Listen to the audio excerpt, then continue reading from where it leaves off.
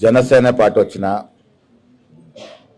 రేపు కవితమ్మ పార్టీ వచ్చినా, ఏంటా పార్టీ జాగృతి వచ్చినా, ఇన్ని పార్టీలు వచ్చే ప్రజాస్వామ్యంలో వెల్కమ్, స్వాగతం. రాజకీయాల్లో ఎవరైనా రావచ్చు. ప్రజలు ఆదరించినప్పుడు నాయకులు అవుతారు. ప్రజల ఆదరణ పొందాలి ఎవరు వచ్చినా. రిజర్వేషన్లో ముఖ్యమంత్రి గారు స్పష్టత ఇచ్చారు. మీకు తెలిసే ఉండాలి, సర్పంచ్ విషయంలో వారి ఊరు సర్పంచ్ విషయంలో కూడా ఇన్వాల్వ్ కాలే. మా తాయారు వినమ్దాని ఊరి కోసము రిజర్వేషన్ చేయడం, అరకల్ అయితే బాడ్సిన రిజర్వేషన్ చేయలేము. సర్వే, కాస్ట్ సర్వే రిపోర్ట్ ఆధారంగా రిజర్వేషన్ వచ్చాయి. ఎక్కడ ఇన్వాల్వ్ కాలే. ఇప్పుడు కూడా అదే పరిస్థితి ఉంటుంది. టికెట్లు కూడా ఇక చాలా మంది మా వాళ్ళు టికెట్లు ఆశిస్తూ ఉన్నారు. నేను అందరికి ఒకే మాట చెప్తాను, నా తమ్ముడైనా, తయారు సాబ్ కొడుకైనా, మా నర్సారెడ్డి కొడుకైనా, వినయ్ తమ్ముడైనా, మా వేణు తమ్ముడు, ఎవరైనా ఒకటే సిద్ధాంతం. ప్రజల్లో ఉండి ప్రజలు కావాలనుకుంటే వారికి బీఫామ్ ఇంటికి వస్తాయి. ఎక్కడ పైరు చేయాల్సిన అవసరం లేదు.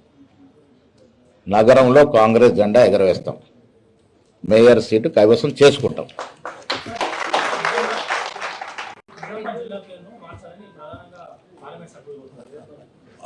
ఇప్పుడు మోడీ వచ్చిన తర్వాత ప్రజల జీవితాలు మారుస్తారని అనుకున్నాం. పేర్లు మార్చడానికి పరిమితం అయిపోయింది మోడీ సర్కార్. తెలుసా మీకు? దాదాపు 250-300 సంస్థల పేర్లు మార్చినారు. మహాత్మా గాంధీ యొక్క పేరును మన దగ్గర తీసేశారు. ఎంత అన్యాయం ఇది! పేర్లు మారుస్తే ఏమైందండి? మీ జీవితంలో బాగుపడుతుందా? నేను పేరు మార్పు మాట్లాడే వారికి ఇతో చెప్తా ఉన్నాను. పేరు మార్చుడు కాదు నాయన, మా జీవితాలు మార్చండి. బీదోళ్ళ జీవితాలు మార్చండి. మీ బీదోళ్ళ జీవితాల యొక్క ప్రమాణికలు పెంచండి. ఆ దశగా ఆలోచన లేదు. ఏమవుతుంది పేరు మారుస్తే? బొమ్మ పెడుతుందా? పేరు మారుస్తాను ఏమవుతుందండి? పేరు మార్పు వచ్చేది ఏముంటుంది? నేను మీ ద్వారా అరవింద్ గారు కోరుతా ఉన్నాను. మీరు రెండవసారి కదా ఎంపీ, రెండవ మారు ఎంపీ అయినారు. 7 ఏళ్ళు అయింది. 7 ఏళ్ళ నుంచి మీరు నిజామాబాద్ తీసుకొచ్చిన ఏదైనా పరిశ్రమ ఉంటే చెప్పండి. మీరు 7 ఏళ్ళ నుంచి వ్యవసాయ పరంగా తీసుకొచ్చారు చెప్పండి. అటుకెక్కి బోర్డు తీసుకొచ్చారు. అతి గతి లేదు. ఏ కార్యక్రమం తీసుకొచ్చారు 7 ఏళ్ళుగా? అరవింద్ నా తమ్ముడే, మా శ్రీనివాస్ గారు అబ్బాయి. తమ్ముడు నాకు కూడా ప్రేమ ఉంది. కానీ రాజకీయాలు మాట్లాడకుండా మీరు ఈ జిల్లాకి 7 ఏళ్ళుగా పార్లమెంట్ సభ్యుడిగా మీరు తెచ్చినటువంటి కార్యక్రమాలు ఒకసారి వివరిస్తే ప్రజలు సంతోషిస్తారు. పేర్ల మార్పుతో బీదవాళ్ళ జీవితాలు మారవు.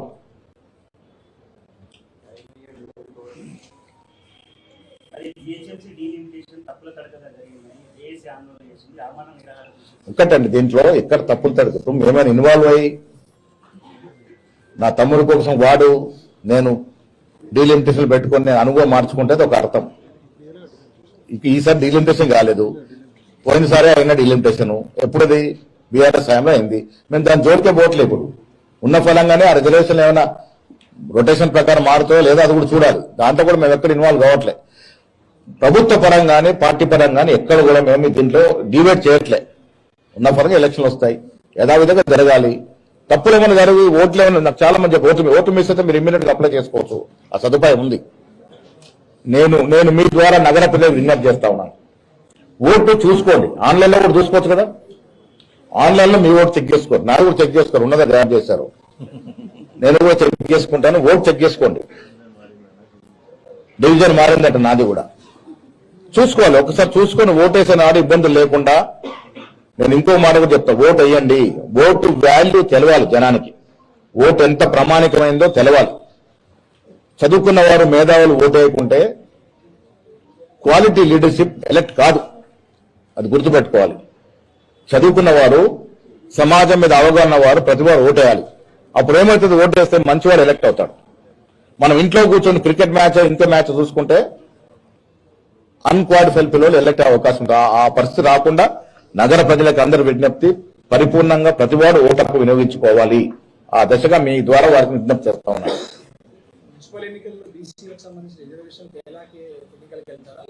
లేదు, ఇప్పుడు కోర్టు డైరెక్షన్ మీద మనం సర్పంచ్ ఎలక్షన్ పోయాం. మీ ద్వారా మరొకటి చెప్తాను, 42 రిజర్వేషన్ ఇవ్వడం అనేది లైవ్ లో ఉంది, అది అటుకెక్కిన అంశం కాదు. 42% రిజర్వేషన్ పోరాడతాం, ఆపుతున్నది కూడా మీకు తెలుసు. కేంద్ర ప్రభుత్వం మోకాలు అడ్డేసి ఆపింది. 3 బిల్లు ఇచ్చాం, 2 చట్టాలు చేసాం, ఒక ఆర్డినెన్స్ చేసాం. 40% ఆగింది ఎక్కడ? గవర్నర్ దగ్గర పెండింగ్ ఉంది. గవర్నర్ వ్యవస్థ ఎవరి చేతుల్లో ఉంది? కేంద్ర ప్రభుత్వం చేతుల్లో. అంటే బీజేపీ పార్టీ రిజర్వేషన్ ఆపుతా ఉంది. ప్రజలు తెలుసుకోవాలి. మా చిత్తశుద్ధి, ముఖ్యమంత్రి గారి చిత్తశుద్ధి ఉంది కాబట్టే 2 చట్టాలు చేసాం, ఒక ఆర్డినెన్స్ తెచ్చాం. ఎన్నికలకు పోదామంటే కోర్టు అడ్డొచ్చింది. ఆపుతుంది ఎవరు? కేంద్ర ప్రభుత్వం ఆపుతా ఉంది. అది అర్థం చేసుకోవాలి. మున్సిపల్లో కొంత రిజర్వేషన్ కలిసి వస్తుంది. ట్రైబ్స్ అక్కడి నుంచి వచ్చి మున్సిపల్లో మనకు దాదాపుగా 30% బీసీలకు రిజర్వేషన్ అవకాశం ఉంటుంది. అందుకే మేము ఎంపీటీ జెడ్పీటీసీ ఇప్పుడు పోవట్లేదు, తొందరపడట్లే. రిజర్వేషన్ అంశం తేలేక చేద్దామనే మాట ఆలోచన ముఖ్యమంత్రి గారు చేస్తా ఉన్నారు. 42% బీసీలకు రిజర్వేషన్ అనేది కాంగ్రెస్ పేటెంట్ రైట్. అది ఇవాళ కాకుండా రేపైనా తెచ్చుకొని తీరుతాం.